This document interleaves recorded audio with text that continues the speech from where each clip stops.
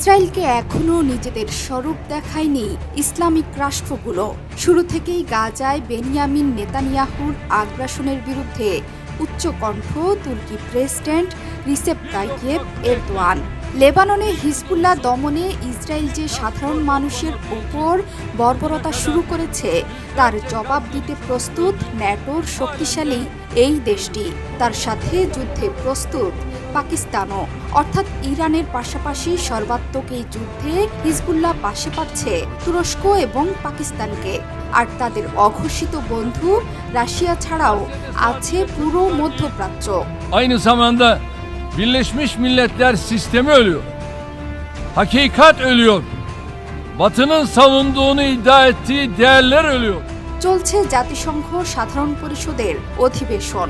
সেখানেই তুর্কি হাউসের এক বৈঠকে হুঙ্কার ছেড়েছেন রিসেপ তাইয়েপ এরদোয়ান। তিনি নেতানিয়াহুকে সতর্ক করে দিয়ে বলেছেন, ইসরায়েল ভাবছে যে তাদের থামানোর মতো কোনো শক্তি নেই, তবে তারা যে অপরাধ করেছে তার জন্য নেতানিয়াহুকে জবাবদিহি করতেই হবে। এরদোয়ান বলেন, ইসরায়েলের প্রধানমন্ত্রী বেনিয়ামিন নেতানিয়াহুর সরকার গাজায় আন্তর্জাতিক আইন লঙ্ঘন করতে দ্বিধা করেনি।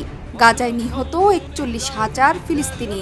নতুন করে বেপরোয়া গণহত্যা চালানোর পরিকল্পনা করছে দেশটি। Saldırılarını artırdı.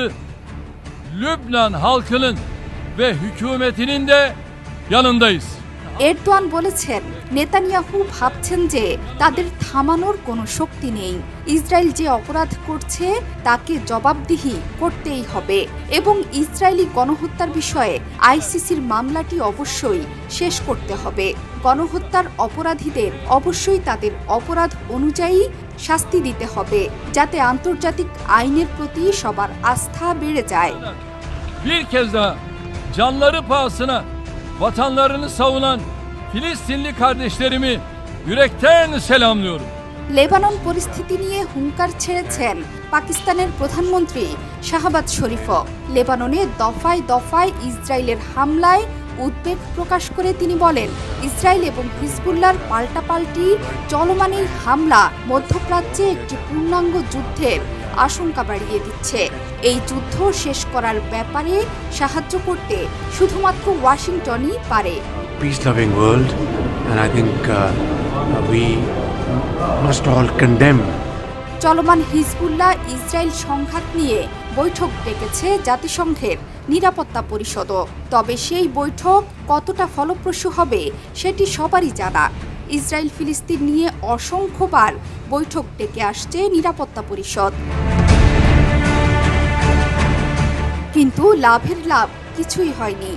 ইসরায়েল কোনো হুঁশিয়ারি হুমকি কর্ণপাত না করেই গাজায় বর্বরতা চালিয়েছে। বর্তমানে বেনিয়ামিন নেতানিয়াহুর দৃষ্টি পড়েছে লেবাননের নিরীহ মানুষদের উপর। যদিও ইটের জবাব পাটকেলে দিচ্ছে হিজবুল্লাহ, তাদের পাশে দাঁড়াতে শুরু করেছে পুরো মধ্যপ্রাচ্য। এর মধ্যে মধ্যপ্রাচ্যের বাইরের দেশগুলো নেতানিয়াহুকে ভৎসনা করছে। সরাসরি টেলিফোন করে এই অঞ্চলে উত্তেজনা ছড়িয়ে দেওয়ার জন্য নেতানিয়াহুকে দায়ী করেছেন ফ্রান্সের president Emmanuel Macron. Johra Chowdhury Setu, ৭১।